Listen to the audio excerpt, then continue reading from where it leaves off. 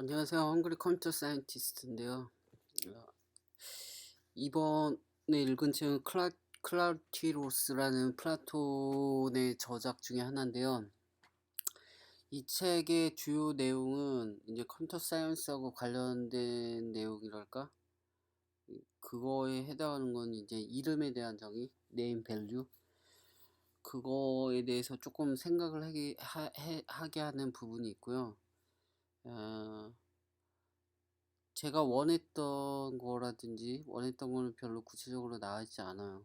그렇지만 이 책을 읽어야 되는 이유는 어차피 그 컴퓨터 사이언스나 수학에서 사용되는 용어라든지 어떤 어원이라든지 왜 그런 용어를 썼을까, 아니면 어떤 문제가 있었기 때문에 여기에 대한 연구가 왜 이루어졌고 그 연구가 어떻게 컴퓨터 사이언스나 수학에 이렇게 적용되었을까 할 때는 플라톤의 책이 어떻게 보면 기본서가 되고 가장 최초의 책이 되기 때문에 이 책에서 원래 그 저기 러셀의 스승 화이트헤드가 말했잖아요. 플라톤의 어 저기 책에 각주를 다는 것이 지금의 철학이다. 근데 철학이라는 것이 솔직히 인문학 철학이라는 것은 제가 봤을 때는 어 그게 최근에 들어온 컴퓨터 사이언스의 아주 기초적인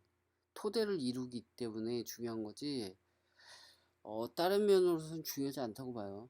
근데, 하여튼 어찌됐든 말이 길어지긴 하는데, 클라티로스 책에서, 책이 좀 이렇게 두껍진 않아요. 이거 정함사에서 나온 건데, 보통 원서를 읽어야 되는데, 이게 원서는 그리스어로 돼 있어요. 그래, 그리스어를 못하기 때문에 영어판을 사나 한국판을 사나 별 차이가 없어요, 이럴 때. 그러니까 원서를 읽을 때는 원저자의 글을 읽거나 원저자의 글이 있고 그거에 대한 해석이 달린 글들, 그런 걸 읽지 않는 이상은 한번 다른 사람의 머리를 거쳐서 나온 것은 읽을 필요가 없거든요. 그래서 마찬가지로 이거 그냥 한글판을 사서 읽었어요. 근데 어려워요, 되게. 어렵고 또 철학적인 책이 되게 어려워요, 다.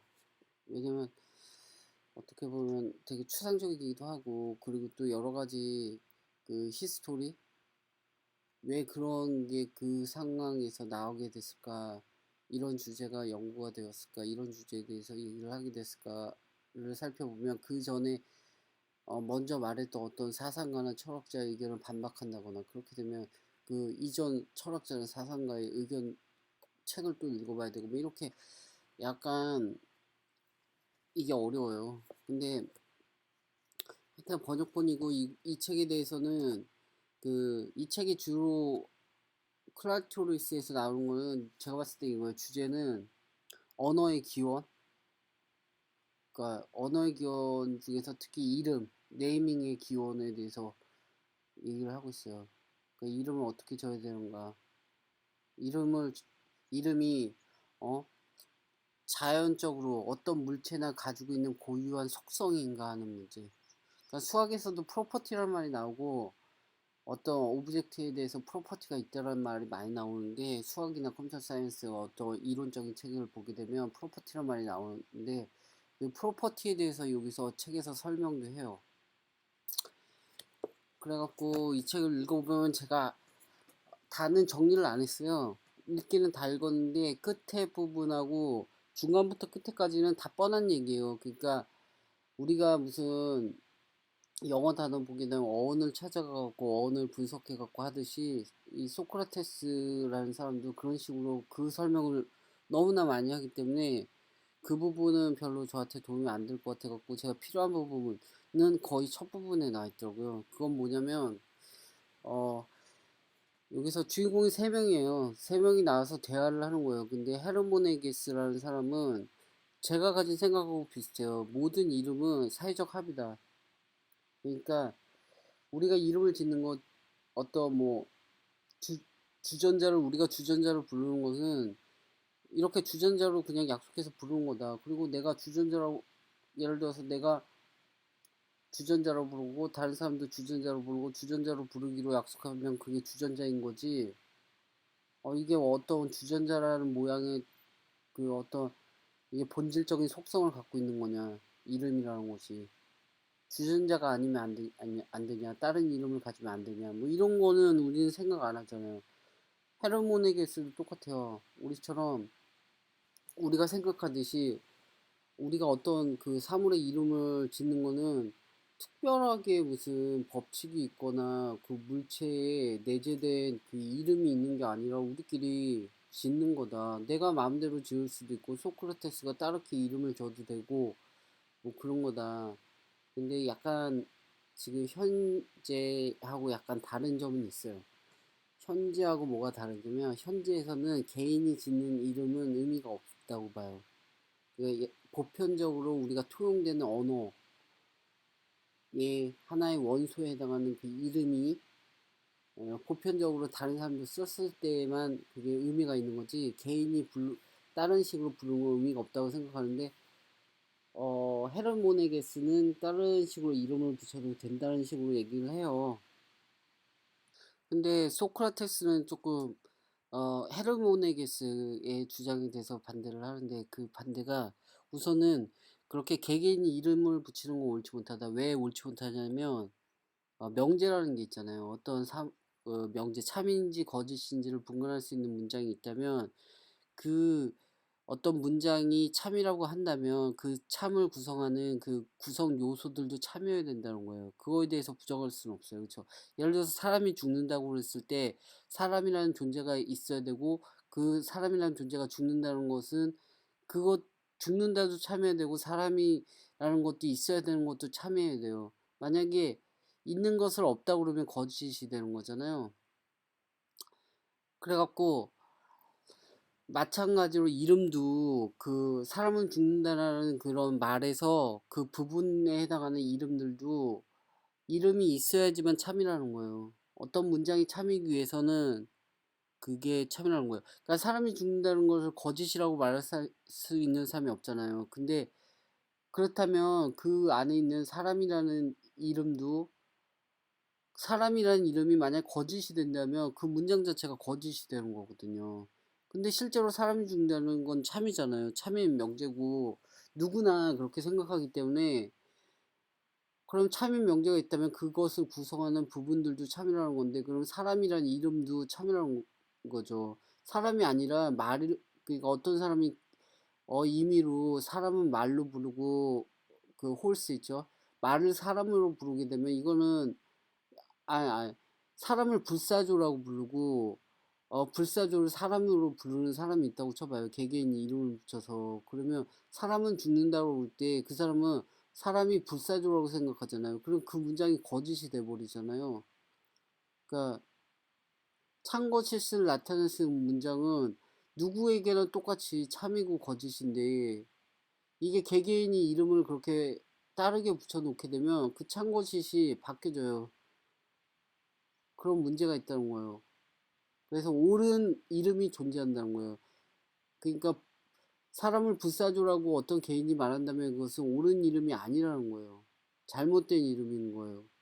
옳은 그래서 이거 사회적 합의하고 비슷한 뜻 같아요. 제가 봤을 때. 근데 그런 식으로 설명하진 않는 것 같아요. 그리고 두 번째로 논박하는 게 뭐냐면 프로타고라스라는 사람이 만물의 척도는 인간이라고 그랬어요.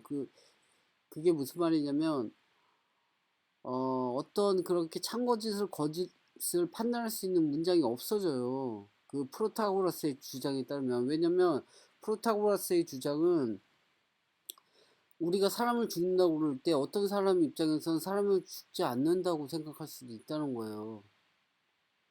그리고 어떤 사람은 죽는다라고도 생각하지만 어떤 사람들은 뭐 죽었다 살아났다 죽었다 살아났다 이렇게 개개인의 기준에 따라서 이렇게 하기 때문에 어, 이럴 경우에는 그렇게 판단할 수가 없어요. 그러니까 마찬가지로 사람이 이름을 마음대로 짓는다는 건 프로타고라스의 그 주장이 동조하는 거하고 비슷해요. 프로타고라스는 개개인의 판단에 따라서 임의로 어떤 기준이 있다는 거예요. 그래갖고 그 기준에 따라서 판단을 하는 거거든요. 그래서 이름도 마음대로 지는 거는 프로타고스가 하는 거고 되게 다르지가 않아요. 그래서 한 예로 들어 갖고 예를 들어서 프로타고라스가 예를 들어서 여기 책에서 어떤 내용이 나오냐면 그 소크라테스가 질문해요. 악한 사람이 있는가? 착한 사람이 있는가? 그렇게 질문을 해요. 그래서 대답에 예, 악한 사람이 있다고 생각합니다. 그리고 착한 사람도 있다고 생각합니다. 있습니다. 이렇게 말을 해요. 그런데 프로타고라스에 따르면 그 어떤 사람이 착하다 나쁘다라는 것은 개개인마다 다르다는 거예요. 그러니까 A라는 사람은 그 사람을 착하다 할 수 있고 B라는 사람은 그 사람을 악하다 할 수가 있다는 거예요. 사람마다 기준이 다르다는 거예요. 그래서 악한 사람이 있다? 그것은 거짓일 수도 없고 참을 수도 없는 문장이 되어버려요. 그런 문장 자체가 있을 수가 없다는 거예요. 근데 이름을 그렇게 개개인이 많이 근데 이름보다도 우선 본성, 프로퍼티, 속성에 대해서 얘기를 한다면 예를 들어서 장미가 빨갛다라는 거는 모든 사람이 인정하는 거예요. 그쵸? 내가 든 장미가 빨간색이에요. 근데 내가 든 장미가 빨갛다고 누가 봐도 빨간색이라고 인정하는 그런 객관적인 사실이 있어요. 근데 사람의 기준으로 어떤 사람은 이건 빨갛지 않다. 이건 빨갛다. 그러면 이건 빨갛다라는 주장은 명백한 사실임에도 불구하고 참거짓을 구분할 수 없는 문장이 돼요. 근데 실제로 우리 존재는 참거짓을 구분할 수가 있잖아요. 사람은 죽는다라는 문장을 봐도 이 말에 거짓말이라고 할 수 있는 사람이 없잖아요. 명백히 존재하는 사실이거든요. 근데 프로타고라스의 정의에 따르면 그 말은 거짓일 수도 있고 참을 수도 있는 거예요. 사람 각각의 판단에 의해서 하기 때문에. 그렇기 때문에 소크라테스가 먼저 그렇게 물어본 거예요. 착한 사람이 있냐, 악한 사람이 있냐, 있다고 그랬잖아요. 근데 프로타고스타의 정의에 따르면 착할 수도 없고, 그, 그 나쁜 사람도 없고 착한 사람도 없는 거예요. 그렇게 판단할 수가 없는 거예요. 모든 문제를 판단할 수가 없어요. 왜냐? 물체 자체가 그 고유한 확고부동한 어떤 것이 있다면, 속성이 있다면 우리는 그걸 판단할 수가 있어요. 그러니까 예를 들어서 저 시계는 동그라미다 이렇게 얘기했을 때 동그라미 모양을 하고 있다 이 말을 했을 때 그건 본질적인 속성이에요. 그렇기 때문에 어떤 사람이 봐도 저 사람 저 시계는 동그래, 어떤 사람이 봐도 저 사람은 저 시계는 동그래 이렇게 얘기할 수 있는 건 그 물체가 가지는 속성이 있기 때문에 명확한 확고부도한 속성이 있기 때문이에요. 근데 프로타고라스는 그 물체의 속성이 없다고 생각한 거예요. 그 개개인의 판단에 따른 거다. 물체 자체는 속성이 없다고 보는데 실제로 우리가 물체 자체의 속성이 있기 때문에 이 프로타고라스의 말을 궤변이라고 하거든요. 그래서 말이 좀 복잡해졌는데 이 원래 책도 되게 복잡해요. 그래서 여기서는 인식론에 대해서 프로타고라스의 생각이 궤변이긴 하지만 상당히 혼란스럽게 만들고 참인 것처럼 생각이 들죠. 그러니까 지금도 예를 들어서 어떤 사람이 어떤 주장에 대해서도 그게 맞을 수도 있고 틀릴 수도 있어. 어떨 땐 어떤 상황에서 맞아. 어떤 상황에서 틀려. 이렇게 얘기할 수가 있는 거거든요.